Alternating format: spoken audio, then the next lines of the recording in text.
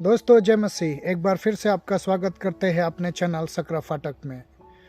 दोस्तों मेरे पास में एक वीडियो निकल करके आया है, जिस वीडियो में एक प्रभु का दास जो है प्रचार कर रहे हैं और एक जवान लड़का जो है अचानक उठता है और उस व्यक्ति को जो है जोरदार एक तमाचा मार देते हैं।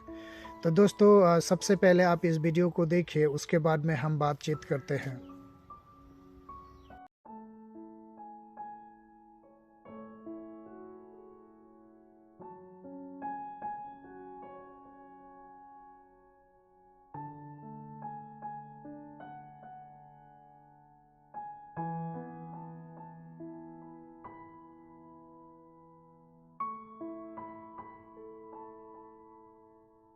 दोस्तों अभी आपने वो वीडियो देखा, उस वीडियो में हम देख सकते हैं कि एक प्रभु के दास जो है प्रचार कर रहे हैं और एक जवान लड़का जो है अचानक उनके ऊपर में गुस्सा हो जाता है।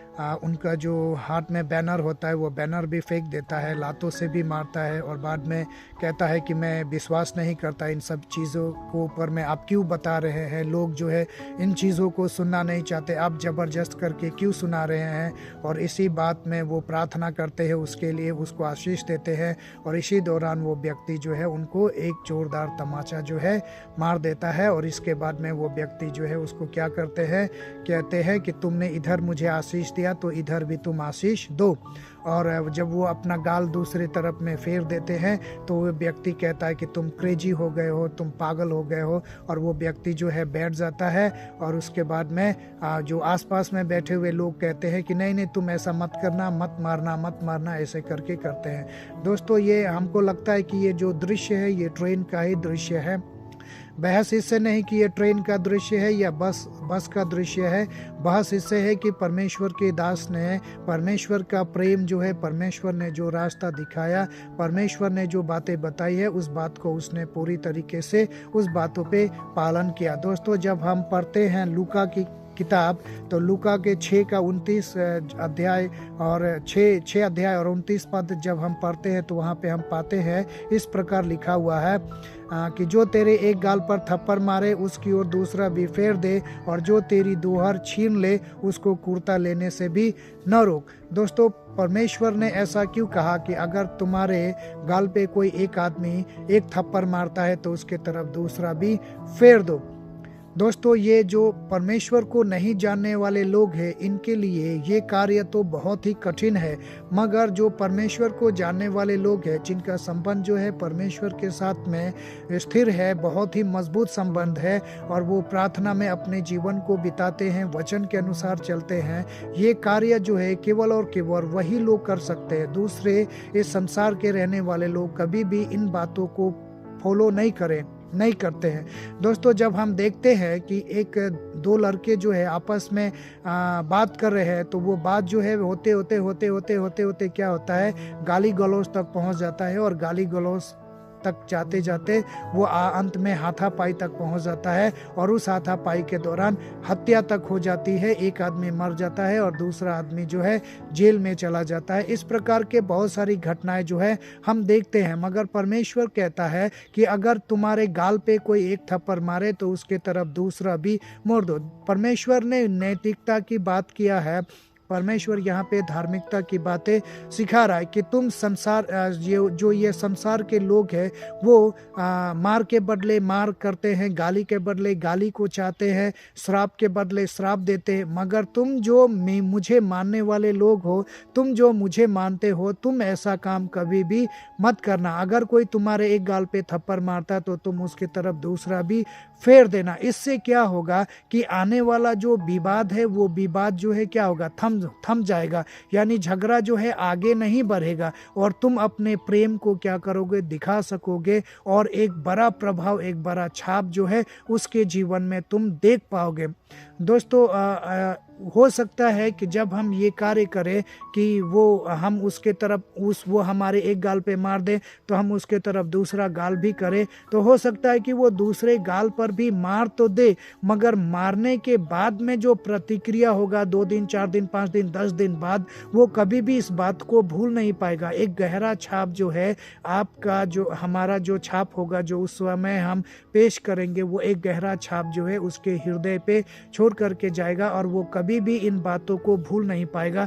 हमेशा वो बातें जो है उसके जेहन में रहेगी कि वो व्यक्ति जो है, मैंने उसको एक थप्पड़ मारा, उसने कुछ भी नहीं बोला और दूसरा गाल भी मेरे तरफ फेर दिया, फिर भी मैंने उसको मारा। ये बातें जो है हमेशा उसको क्या करेगी, काटते रहेगी, काटते रहेगी, काटते रहेगी। और एक दिन हो सकता है कि वो आपके पास में आए, आपसे क्षमा मांगे और आप उसको परमेश्वर का वचन सुनाए और वो परमेश्वर का वचन सुन करके प्रभु में आ जाए। तो इस प्रकार आप एक व्यक्ति को नरक में जाने से हम या आप ऐसे करके परमेश्वर के वचन के बातों को मान करके एक व्यक्ति को उस नरक से निकाल सकते हैं।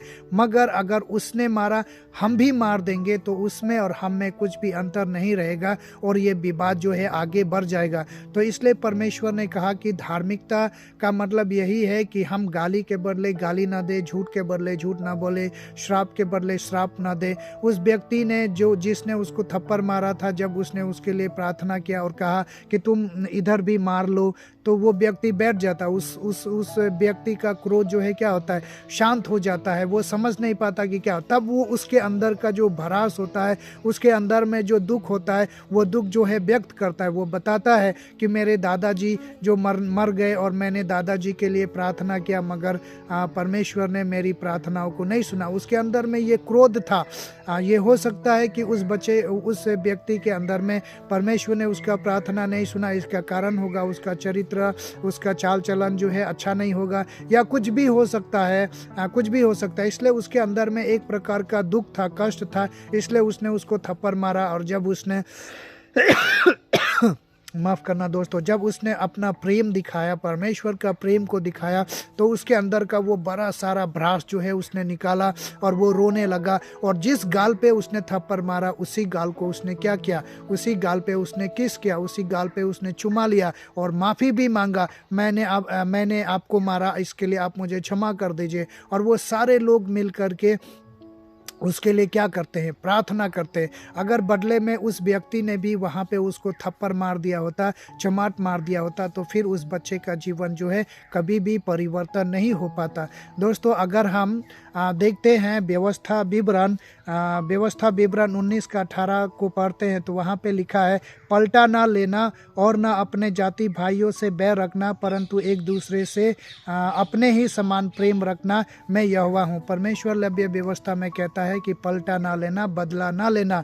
बदला लेने का काम संसारिक लोग करते हैं, मगर तुम संसारिक लोग नहीं हो, तुम लहू दे करके खरीदे गए लोग हो। इसीलिए तुम अगर चाहते हो कि लोग तुमसे प्रेम करें, तो सबसे पहले तुमको दूसरे को प्रेम करना चाहिए, दूसरे को क्षमा करना चाहिए। तो अगर तुम ऐसा करते हो, तभी धार्मिकता के कार्य को क्या करते हो, पूरा करते हो, मेरे वचन को पूरा करते हो, और तभी मैं तुम्हारे जीवन में अद्भुत रीति से कार्य करूँगा और तुम्हें हर वो ऊंचे पर लेकर के जाऊंगा। तुम्हारे जीवन में सुख और शांति होगा, तुम बड़े बड़े अद्भुत कार्य करने पाओगे। तो इस प्रकार परमेश्वर जो है अपने वचनों में कह रहा, हमें बता रहा है कि हम अगर चाहते हैं कि लोग हमारा मान सम्मान करें, तो सबसे पहले हमें लोगों का मान सम्मान करना चाहिए, लोगों से प्रेम करना चाहिए। अगर चाहते हैं कि कुछ हम पाए, तो सबसे पहले हमको देना सीखना चाहिए। अगर हम देते हैं, तभी जाकर के हमें वो चीज़ें जो है मिलेगी। तो ये बातें आपको परमेश्वर के द्वारा आशीष के रूप में मैंने पहुंचाया है दोस्तों, और मुझे उम्मीद है कि इन सारी बातों के द्वारा आप आशीषित हुए हैं। तो इसी तरह परमेश्वर में फलते और फूलते रहिए। और मैं एक निवेदन करना चाहता हूं कि संसार में जितने भी दास दासी है, उन सभी दास दासियों के लिए आप प्रार्थना कीजिए, क्योंकि बहुत सारे लोग आज बहुत सारे तकलीफ में हैं, कष्ट में हैं। तो उन सभी के लिए आप प्रार्थना कीजिए। तो मिलते हैं फिर किसी दूसरे वीडियो में, तब तक के लिए जय मसीह।